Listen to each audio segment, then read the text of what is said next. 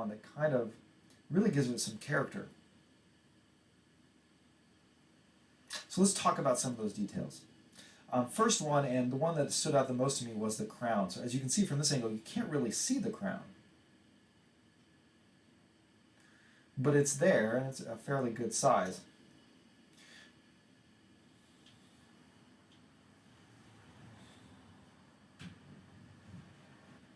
And I think that is a really cool design. It's very unique. You don't see it very often. The way the crown just tucks away like that. If you need to use it to set the time, you can pull it out. The Sellita SW200 movement does hack and hand wind. And adjusting the time actually isn't that hard. Even though it only pops out a little bit, you can get enough of a grip on it.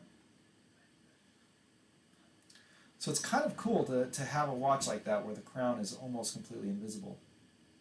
And that really helps with the wearability as well, because even though this is a 42.5 millimeter diameter, there's basically no crown, so it actually kind of wears a little bit smaller than you would normally expect, because normally you're going to have another couple millimeters for this crown sticking out, but that is not there.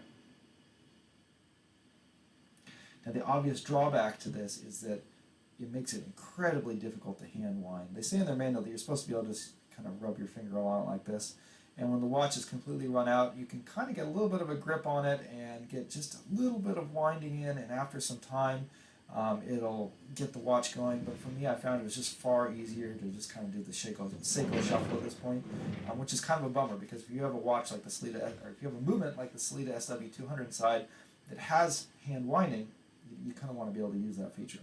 Speaking of the movement, let's take a quick look at the case back, and you can see that it has a nice display case back, and they've done a really cool job with this sort of black custom rotor, which, it's kind of a real industrial look, and it's the sort of thing that I think would look out of place if you saw it on the front of the watch, but putting it on the back, I think you can get away with it.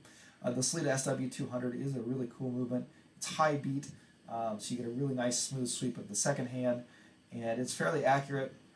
I've been getting about plus 15 seconds a day in my wearing testing, but I'm sure, if you did some regulation, or some people might get better than that.